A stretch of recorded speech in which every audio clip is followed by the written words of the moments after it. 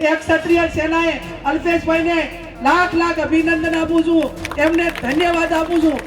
એમને લોકોના હિતમાં નથી કર્યું, એમને કાયદો વ્યવસ્થા બરોબર જાળવ્યું નથી, એમની ફરજ એમને બરાબર જે અદા કરવાની હોય એ નથી કરી। પણ આવનાર સમયની અંદર સમગ્ર દસાડા પોલીસ સ્ટેશન હોય કે આજુબાજુના જે પોલીસ સ્ટેશન લાગતા હોય એમને વિનંતી કરું છું કે આ તમારા આવનાર સમયમાં એક રાષ્ટ્રના સારા નિર્માણ માટે કરીને આમાં ભગીરથ કાર્યમાં તમે મદદ કરો અને મદદ એ કરો કે જે યુવાનો દારૂ કે આ ડ્રગ્સનું કે જે વ્યસન મુક્તિનું કામ કરવા માંગે છે એમને પૂરો સહયોગ આપો।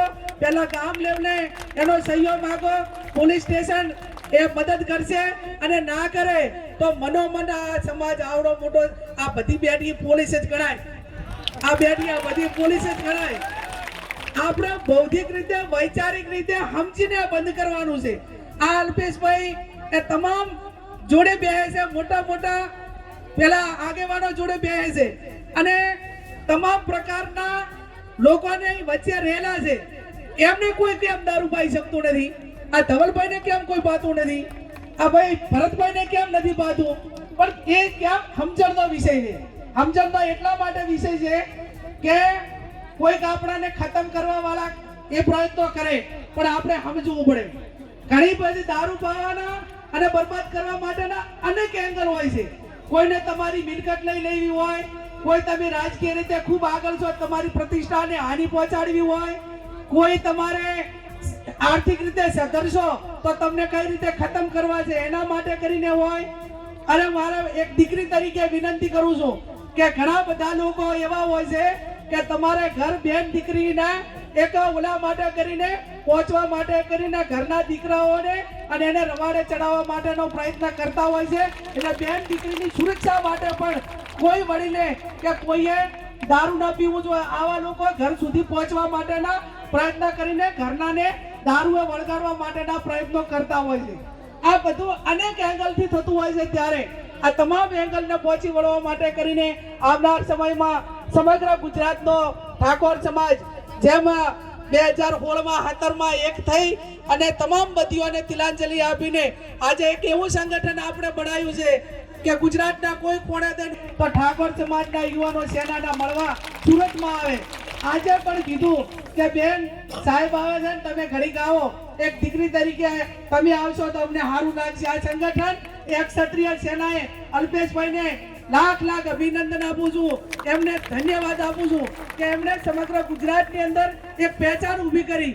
અને પહેચાન ઊભી કરી એટલે કેવી ઊભી કરી કે ભાઈ લાઇબ્રેરી બનાવો, વ્યસનમાંથી મુક્ત થો, તમે શિક્ષણમાં આગળ વધો, એક યુનિટી બનાવો કે જ્યાં તમારે કોઈને હાકલ પડે અને ભેગા થઈ જો, તમે દરેક રીતે દરેક એંગલમાં લડવા માટે સક્ષમ બનાવવા માટેની એમને જે મહેનત કરી છે એ મહેનતને આપણે બધે સાથે મળીને આગળ વધારવાની છે। આજે આ તમામ એક બંધારણ માટે ભેગા થયા છો અને એવું બંધારણ બનાવો કે મેં કીધું એમ આપણા ધર્મના ચારે પાયા એક કરી નાખો। વેલનાથ બાપા, સદારામ બાપા, ભાતીજી મહારાજ અને વીર માતા, આ ચાર પાયા એકે થઈ જાય ને તો ગુજરાતમાં કોઈની તાકાત નથી કે તમને ક્યાંય પાછા વાળી ગઈ। અને એ સ્થિતિનું નિર્માણ કરવા માટે કરીને મેં અગાઉ કીધું એમ કે તમામ સમાજો પોતાના સમાજના કામ માટે એક થાય છે। આજે આપણે પણ બધા એક થયા છે। હજુ પણ આખા ગુજરાતના ઠાકોર જેટલા ધારાસભ્યો હોય, માજી ધારાસભ્યો હોય, મેં તો બધાને લેટર લખ્યો છે, હમણાં તમને બધાને મળશે ધારાસભ્યોને બધાને કે ભાઈ હવે તમે આમાં રાજકારણમાં તમારે જ્યાં જે તમને જે ફાવે એ કરજો, જેટલું જ્યાં ફાવે એ કરજો, પણ સમાજની વાત આવે ત્યારે બધા એક તો નહીં। શા માટે કે આપણે બીજા કોઈ સમાજને કોઈને હેરાન કરવા માટે નહીં। આ ક્ષત્રિય કોને કહેવાય, ઠાકોર કોને કહેવાય? નાનો સમાજ એ ગામમાં ક્યાંક ને ક્યાંક બેન દીકરીની સુરક્ષા માટે એ તમારી પાસે અપેક્ષા રાખે છે અને તમે પોતે તમારી રક્ષણ કરવા માટે સક્ષમ ના હો તો તમે બીજાનું રક્ષણ કઈ રીતે કરજો? આજે નાનામાં નાનો માણસ એમ કે ઠાકોર સમાજના 5 આગેવાનોને બોલાવો।